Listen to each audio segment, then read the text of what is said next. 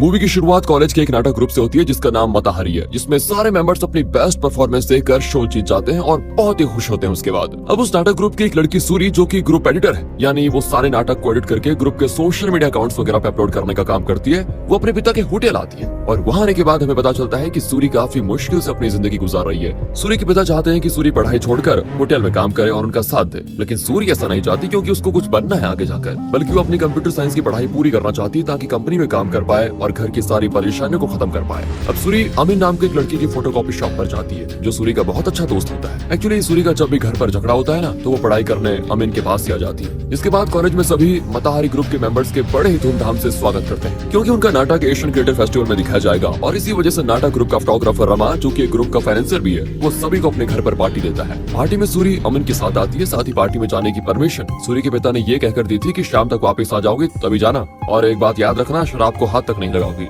लेकिन यहाँ सारे मेंबर्स जिद करते हैं कि थोड़ा पी लो, और सूरी थोड़ा शराब पी ही लेती है। अब क्योंकि उसने आज तक एक भी घूंट शराब की नहीं पी थी, लेकिन जैसे ही वो एक शॉट मारती है, उसको शराब बहुत अच्छी लग जाती है, इसलिए वो देखते देखते सारे शॉट्स मार लेती है। फिर अमीर उसको पार्टी से बाहर लेकर समझाता है कि तुमने इतने शराब क्यों पी ली, तुम्हें नहीं पीनी चाहिए थी, और हमें काफी लेट भी हो गया है। लेकिन सूरी तो नशे में होती है। वो अमीर से कह देती है कि अगर तुम्हें जाना है तो तुम जाओ, पर मैं कहीं नहीं जाऊंगी। इतना कहकर वो दोबारा पार्टी में आ जाती है। अगली सुबह सूरी की आंख उसके घर पर खुलती है, जहाँ वो कॉलेज के लिए काफी लेट हो गई है, इसलिए वो पार्टी के कपड़े पहनकर कॉलेज आ जाती है। अब वहाँ आने के बाद स्कॉलरशिप डिपार्टमेंट के मेंबर्स सूरी को इंटरव्यू के लिए बुलाते हैं, ये जानने के लिए कि वो अच्छा परफॉर्मेंस कर भी रही है या फिर नहीं, क्योंकि उसकी पढ़ाई स्कॉलरशिप की वजह से ही हो पा रही है। अब उसको ऐसे पार्टी के कपड़े में देखकर सारे मेंबर्स पर गलत इंप्रेशन पड़ता है इसका। साथ ही वो सूरी को उसकी सारी फोटोज भी दिखाते हैं, जो कल रात की पार्टी में किसी ने सूरी की खींच ली थी और सोशल मीडिया पे अपलोड भी कर दी थी। अब ये देखकर सारे मेंबर्स थोड़े गुस्से में कहते हैं कि जब हमने तुम्हें स्कॉलरशिप देने का फैसला किया था, तब तो तुम एक जिम्मेदार लड़की थी, लेकिन अब तुम वैसी नहीं हो, इसलिए आज से तुम्हारी स्कॉलरशिप टर्मिनेट की जा रही है।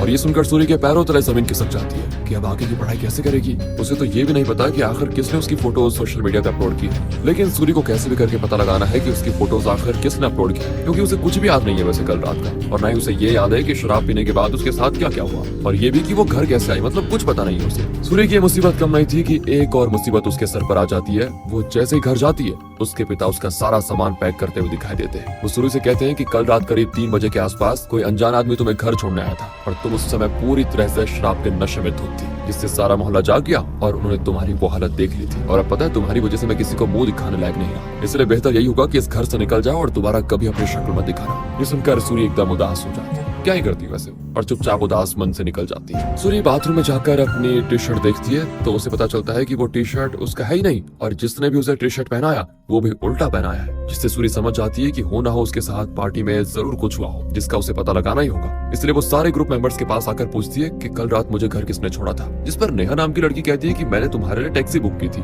और उसी ड्राइवर ने तुम्हें घर छोड़ा होगा, क्योंकि तुम बहुत ज्यादा नशे में थी। और अब सूरी अमीन की दुकान पर आकर रहना शुरू कर देती है, क्योंकि उसके पास न रहने के लिए घर है ना ही कुछ है, क्योंकि उससे तो निकाल दिया है। वो वैसे उससे भी पूछती है, क्या तुम्हें पता है कि पार्टी में मेरी फोटोज किसने खींची? अमीन कहता है, मैं तो उसी टाइम पार्टी से चला गया था जब तुमने मुझे गुस्से में जाने को कहा। और ये सुनकर सूरी और परेशान हो जाती है कि आखिर मैं अब पता कैसे लगाऊं कि किसने मेरे साथ ये किया। तब उसे आइडिया आता है कि जिसने भी मेरी फोटोज खींची उसके फोन में अभी भी वो फोटोज होंगी, इसलिए मुझे सारे लोगों के फोन को हैक करना होगा, उन सारे लोगों का जो उस दिन रमा की पार्टी में आए थे। और जितने भी ग्रुप के मेंबर्स होते हैं इनके, वो कॉलेज प्रोजेक्ट में जो फोटोकॉपी लगती है उसके लिए वो अमीन की दुकान पर ही आते हैं। अब अगले दिन से जो भी ग्रुप का मेंबर अमीन की दुकान पर आता है, अमीन डेटा ट्रांसफर करने के लिए कहता है कि देखो अभी वाईफाई तो काम नहीं कर रहा, इसलिए तुम्हारे फोन को वायर के जरिए पीसी से कनेक्ट करना होगा। और जैसे उनका फोन कनेक्ट होता है, उनकी गैलरी की सारी फोटोज सूरी कॉपी कर लेती है, लेकिन इसका कोई भी फायदा नहीं होता, क्योंकि सभी मेंबर्स के फोन चेक करने के बाद भी किसी के फोन में उसकी फोटो नहीं मिलती। अगले दिन में सूरी नेहा के साथ उसी टैक्सी कंपनी में आती है जहाँ से वो ड्राइवर आया था, मतलब जिसने उसको घर छोड़ा था। वहाँ आने के बाद सूरी को पता चलता है कि वो टैक्सी बुरहान नाम का एक बूढ़ा आदमी चला रहा था, जिसने कल रात को काफी समय के लिए एक पार्क में गाड़ी रोकी थी। उसी के बाद वो सूरी को घर ले गया, पर बुरहान कहता है कि गाड़ी के टायर पंचर होने की वजह से मैंने पार्क में गाड़ी रोक दी, इसे बदलने के बाद मैं वहाँ से निकल गया। साथ ही कंपनी वाले भी कहते हैं कि बुरहान पर हमें पूरा भरोसा है, इनसे ज्यादा लंबे समय से कोई ड्राइवर हमारी कंपनी के साथ नहीं जुड़ा हुआ है, तो ये ऐसा नहीं कर सकता। इसलिए सूरी यहाँ से भी निराश होकर चली जाती है। अब सूरी सारे मेंबर्स की गैलरी की फोटोज और वीडियो फिर से चेक करती है, जिससे उसे पता चलता है कि तारिक नाम के ग्रुप मेंबर ने सबसे पहले उसे शराब ऑफर किया था। अब ये देखकर सूरी को लगता है कि शायद तारिक ने शराब में कुछ मिला दिया हो, जिससे मैं बेहोश हो गई, हो सकता है ऐसा। साथ ही सूरी को ये भी पता चलता है कि तारिक किसी तरह की दवा का सेवन भी करता है। अब ये बात साबित करने के लिए कि तारिक ने कुछ नहीं किया या फिर किया, सूरी रमा के घर आकर उसकी सीसीटीवी चेक करती है, जिससे उसे पता पता चलता है कि जब ज्यादा शराब पीकर वो पार्टी में सो गई थी, तारिक तभी किचन में था जहाँ वो अपनी दवा ले रहा था, और वो दवा वैसे डिप्रेशन की थी और इसका सेवन करने के लिए उसे डॉक्टर नहीं कहा था। तो इस चीज से साबित हो जाता है कि तारिक बिल्कुल निर्दोष है। साथ ही सीसीटीवी के जरिए सूरी को ये भी पता चलता है कि उस रात सोशल मीडिया पर फोटोज अपलोड किसी और ने नहीं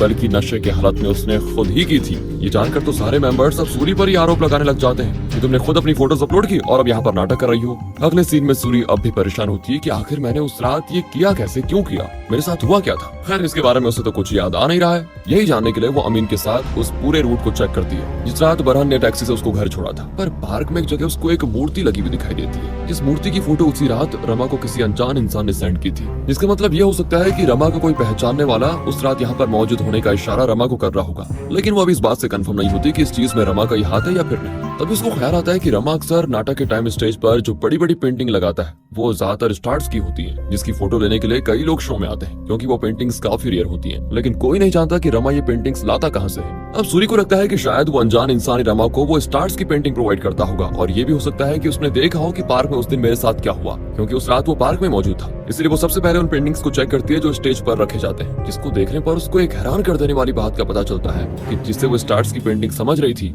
वो असल में स्टार्स नहीं बल्कि इंसानों के बॉडी पार्ट्स की फोटोज थी, जिसे इस तरह से एडिट किया गया है कि वो स्टार्स जैसे दिखाई दे। उन्हीं में सूरी के भी बर्थ माँ की फोटो होती है। इसलिए वो अमीन के साथ मिलकर रमा को बहाने से फोटोकॉपी करवाने के लिए दुकान पर लाती है, जहाँ वो उसके फोन को हैक करने की कोशिश करती है। लेकिन रमा समझ आता है कि उसके फोन के साथ कोई छेड़छाड़ कर रहा है, इसलिए वो अमीन से किसी हार्ड ड्राइव के बारे में बात करके वहाँ से चला जाता है। ये बात सूरी सुन लेती है। वो अमीन से हार्ड ड्राइव के बारे में पूछती है, जिस पर पहले तो वो मना करता है, लेकिन जबरदस्ती सूरी के हार्ड ड्राइव देखने पर उसे पता चल जाता है कि अमीन तो आज से नहीं बल्कि जमाने से यहाँ आने वाले स्टूडेंट्स के फोन को हैक करके उनके सारी प्राइवेट फोटोज को हार्ड ड्राइव में स्टोर करके रखा हुआ है। अमीन कहता है मैंने ये सारा काम रमा के कहने पर ही किया है। ये हार्ड ड्राइव स्टूडेंट्स के डेटा से भरकर मैं उसे देता हूँ, इसके बदले वो मुझे थोड़े बहुत पैसे दे देता है और उन पैसों से मेरी बहन का इलाज होता है। मैं ऐसा करना तो नहीं चाहता था लेकिन मेरी मजबूरी थी। उन्हीं में दोस्तों सूरी की फोटोज भी होती है, जिसको देखकर उस बेचारी का दिल टूट जाता है और वो वहाँ से अपना लैपटॉप लेकर चली जाती है, जिसमें अभी भी रमा की आईडी लॉगिन है, क्योंकि आईडी लॉग आउट करने से पहले ही सूरी ने दुकान की लाइट बंद कर दी थी। अब सूरी अपने लैपटॉप को चेक करती है और रमा की आईडी की लोकेशन के हिसाब से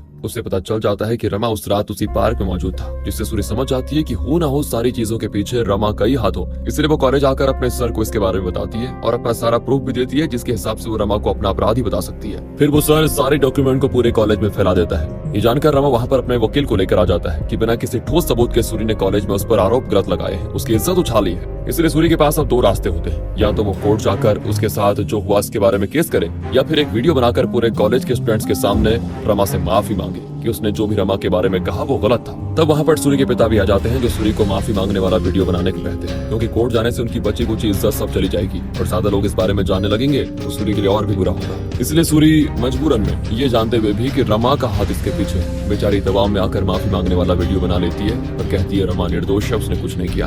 अब सूरी की माँ सूरी की हालत को देखकर समझ जाती है कि सूरी के साथ जो हुआ वो बिल्कुल सच था। इसलिए वो उसे अपने दोस्त के घर लेकर आ जाती है ताकि वहाँ से वो अपनी बेटी के साथ मिलकर रमा के खिलाफ सबूत इकट्ठा कर पाए। तब सूरी से मिलने वहाँ पर तारिक और उसके ग्रुप मेंबर फराह आती है। वो सूरी से कहते हैं कि पेंटिंग को हमने अच्छे से देखा, जिससे हमें पता चला है कि उन पेंटिंग्स में हमारे भी बॉडी पार्ट्स की फोटो को एडिट करके रखा गया है। इसलिए हम तुम्हारी मदद करने के लिए तैयार हैं ताकि रमा को उसके किए की सजा मिल पाए। अब सारे लोग सबसे पहले बुरहन की टैक्सी का पीछा करना शुरू कर देते हैं, क्योंकि उन्हें शक है कि वो भी रमा के साथ मिला हुआ है, जिसने रमा को फोन करके उसी पार्क में बुलाया होगा। इसलिए वो सबसे पहले बुरहन की टैक्सी का टायर पंचर कर देते हैं और पैसेंजर बनकर तारिक उसके अंदर बैठ जाता है। लेकिन जब टायर ठीक करने की बारी आती है तो बुरहन टायर ठीक तो क्या, टायर उठा भी नहीं पाता। अब ये देखकर उसे यकीन हो जाता है कि बुरहन रमा के साथ मिला हुआ है, क्योंकि याद होगा दोस्तों आपने उसने सूरी को कहा था कि उस रात पार्क में काफी देर तक गाड़ी रुकने की वजह टायर का पंचर होना था, जिसे बदलने में उसको टाइम लग गया था। लेकिन यहाँ तो वो टायर उठा भी नहीं पा रहा है, इसलिए तारिक उसको मारकर बेहोश कर देता है और फिर सारे मिलकर उसके फोन को चेक करते हैं, जिसमें 8 कॉलेज के स्टूडेंट्स की वीडियो होती है जिनके साथ रमा गलत हरकत कर रहा था।